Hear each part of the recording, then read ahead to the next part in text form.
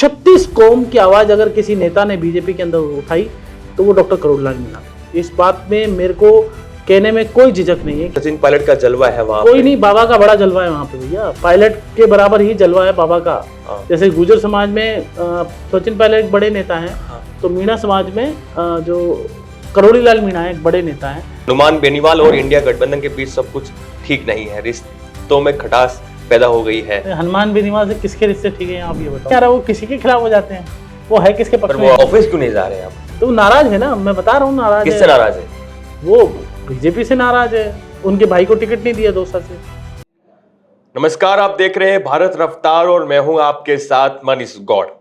लोकसभा चुनाव संपन्न हो चुके हैं, नतीजे आ चुके हैं। हार और जीत के अलग अलग सियासी मायने निकाले जा रहे हैं।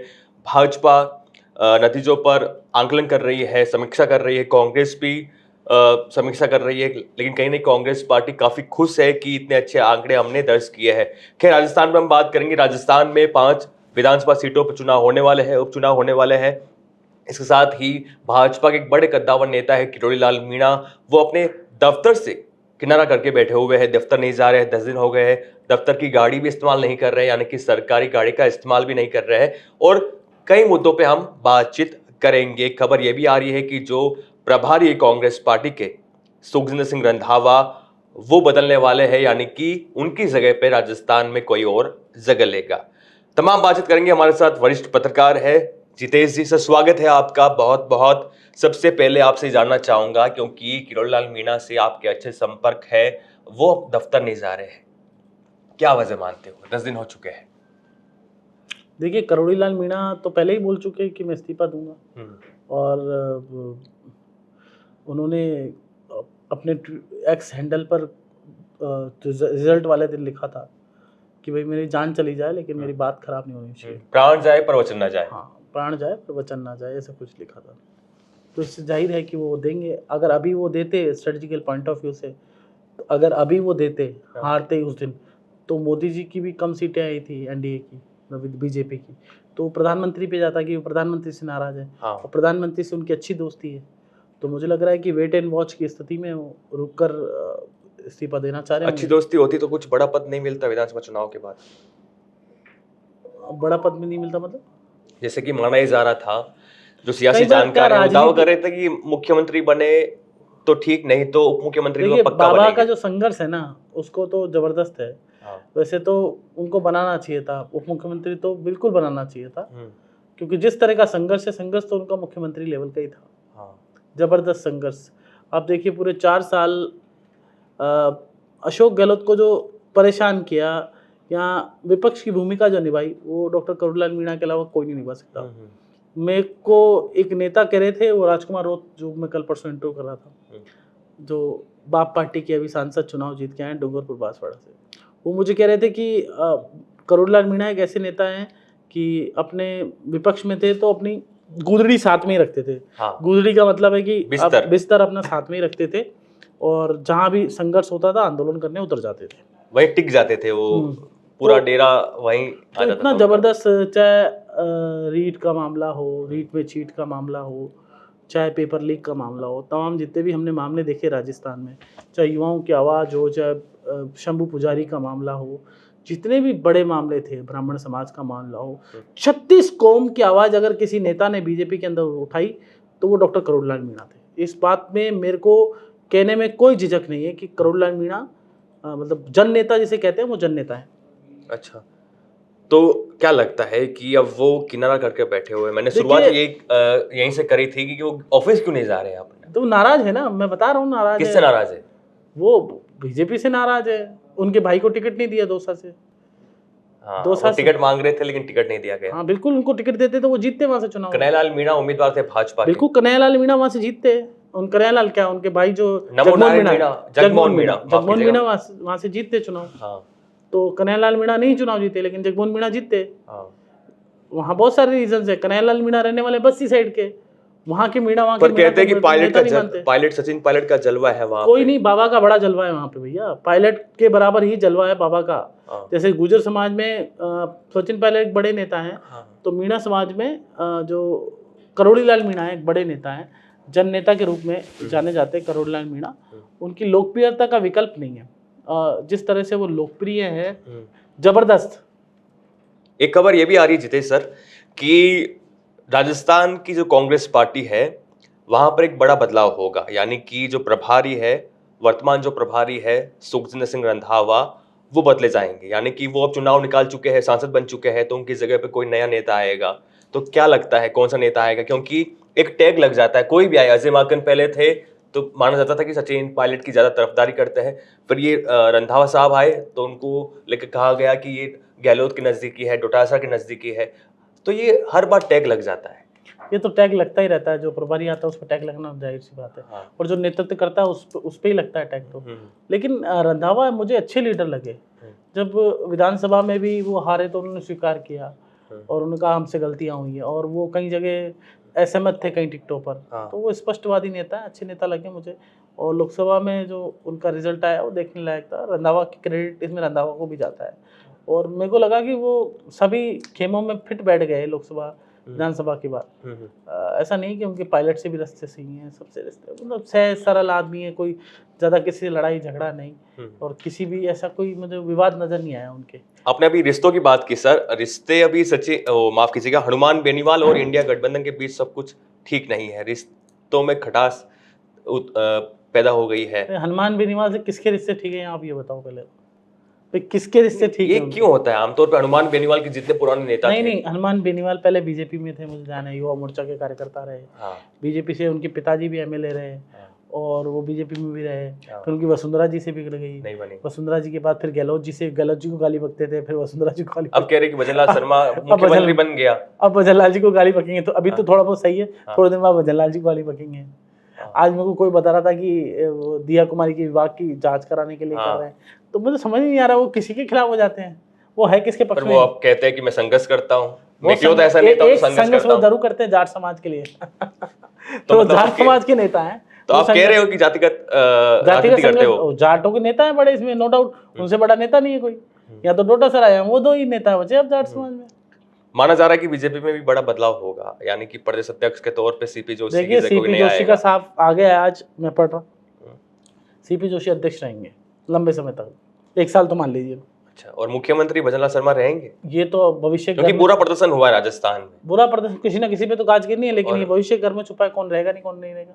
मैं तो बीजेपी का प्रदेश अध्यक्ष हूँ नहीं, राष्ट्रीय अध्यक्ष हूँ नहीं, जो मैं दावा करता हूँ यहाँ पर। आपके सूत्र तगड़े माने जाते हैं बीजेपी में, काफी सालों से ये बीजेपी। अरे पत्रकारों के सूत्र सबसे ज्यादा फेल हो रहे हैं, ये लोकसभा इलेक्शन में सबसे ज्यादा फेल हो गए सारे जितने भी आंकड़े आए ना, पत्रकार फेल ही हो गए, तो सूत्रों में तो भूल ही जाओ। अच्छा ठीक है, लेकिन जहां जहां आप राजस्थान में गए थे वहां आप सटीक। देखिए मैंने तो पहले ही बता दिया था, मैं तो बीजेपी के नेता जो मिलते थे कहता था अब 10-12 सीटें जाएंगी, वो कहते थे आप पागल हो गए हो, मैं कहता पागल नहीं हूँ, सही बोल रहा हूँ।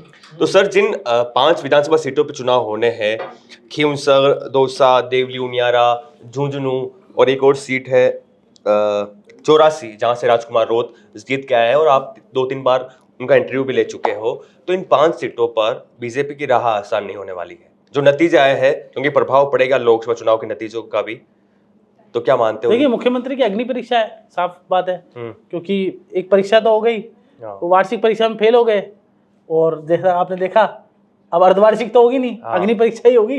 तो अग्नि परीक्षा में बड़ा मुश्किल है उनके लिए, क्योंकि देखिए 5 चुनाव 84 को आप देखें तो बाप का डोमिनेंस बढ़ रहा है, वहाँ पे लगातार दबदबा बढ़ रहा है। बाप पार्टी वहाँ ग्रो कर रही है आदिवासी बेल्ट में, तो एक बड़ी समस्या वहाँ पे ये है कि बाप पार्टी ग्रो कर रही है, तो 84 में बहुत मुश्किल लगता है। हालांकि बीजेपी के एक लीडर है वहाँ पे, पहले चुनाव लड़े थे 84 से, मुझे लग रहा है वो जीत सकते हैं, लेकिन मुश्किल लग रहा है ना।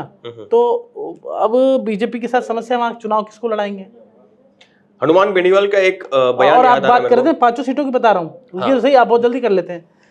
देखिए मनीष, जो आप दूसरी सीट की बात कर रहे हैं दौसा की, तो दौसा के अंदर क्या है, दौसा के अंदर अगर फिर से करोड़लाल मीणा के परिवार को टिकट दिया गया या उनके जानकार को टिकट दिया गया, उनके अनुशंसा पर टिकट दिया गया, तो जीतने की संभावना बनती है, नहीं तो वहां भी हार जाएंगे फिर। अब रही बात देवली उनियारा की, तो देवली उनियारा में यह है कि विजय बैसला चुनाव लड़े थे, कर्नल करोड़ीलाल बैसला के लड़के, गुर्जर आंदोलन बड़े भूमिका निभाई थी, गुर्जरों के बड़े नेता है। कर्नल करोड़ीलाल बैसला के लड़के जो विजय बैसला चुनाव लड़े थे, हरिचंद मीणा से हार गए थे 10,000 से, लेकिन अब हरिचंद्र मीणा सांसद बन चुके हैं, तो अब उनको मुझे लग रहा है कि संभावनाएं हो सकती है। करोड़ी बैसला के लड़के को, विजय बैसला को टिकट देते हैं हाँ। तो हो सकता है जीत जाए। मतलब मुश्किल है। 10,000 का मुझे लगता है विजय बैसला चुनाव जीत सकते हैं यहाँ पे। 10,000 से हारे थे। ये एक सीट बीजेपी की निकलती हुई लगी। खिमसर की बात करते हैं। खिमसर में सर कंफ्यूज है। देखो मनीष जी, बिल्कुल खिमसर क्या है मनीष, मैं आपको बताऊं कि खिमसर ऐसी सीट है कि अब हनुमान के परिवार में लड़ाई है। हाँ। कि नारायण को चुनाव लड़ाएंगे या पत्नी को चुनाव लड़ाएंगे। कनिका बेनीवाल या उनके जो हनुमान खुद ही तय नहीं कर पा रहे वो चुनाव किसको लड़ाएंगे। हाँ। वो तो कंफ्यूज है, स्टिल कंफ्यूज। क्या ये उनका एक रणनीति तो नहीं है जिस प्रकार से वो हमलावर हो रहे हैं, इंडिया गठबंधन को साध रहे हैं? नो डाउट हनुमान का कद इस चुनाव से जीतने से बड़ा है। जिस तरह से हनुमान लगातार चुनाव जीत रहे हैं तो उनका कद इस इलेक्शन के बाद में, क्योंकि लगातार 20 साल से आई थिंक वो जीत रहे हैं चुनाव, सारे चुनाव 5-6 चुनाव उन्होंने तो कद तो बड़ा है, लेकिन पार्टी का कद कम हो गया। पिछले विधानसभा चुनाव में एक भी सीट नहीं आई, एक खुद भी जीते, खुद की विधानसभा चुनाव हो या लोकसभा चुनाव, कोई ना कोई नेता उनको अलविदा कह देता है। अब कहते हैं कि वो भी तो अलविदा कह देते हैं। कभी वसुंधरा को गाली बकते हैं, कभी गहलोत को गाली बकते हैं, कभी किसको गाली बकते हैं। वो किसको अलविदा नहीं कहते। वो फिर हाथ मिला लेते हैं, कभी हाथ दूर कर लेते हैं, कभी हाथ मिलाते हैं फिर हाथ दूर कर लेते हैं। तो उनका भी चलता रहता है। रिचपाल मिर्जा का बयान आया कि वो बीजेपी में जाने को बेताब है। फ्रिंज एलिमेंट है, लाइक हनुमान बेनीवाल, दोनों एक जैसे हैं, क्या अंतर है बताओ। अच्छा, लेकिन उनके फटकारे काफी पसंद किए गए आपकी बात। फटकारे तो मेरे ही पसंद कर रहे हो ना तुम इसमें क्या हो गया। लेकिन चलो बात करते हैं, मुद्दों की बात करते हैं। जिस प्रकार से ज्योति मिर्धा और वो कह रही कि मैं हार मानने वाली नहीं हूँ, आपके बीच में ही रहूंगी, और आपको पता होगा मुझे लगता नहीं कि ज्योति मिर्धा को भारतीय जनता पार्टी चुनाव लड़ाएगी।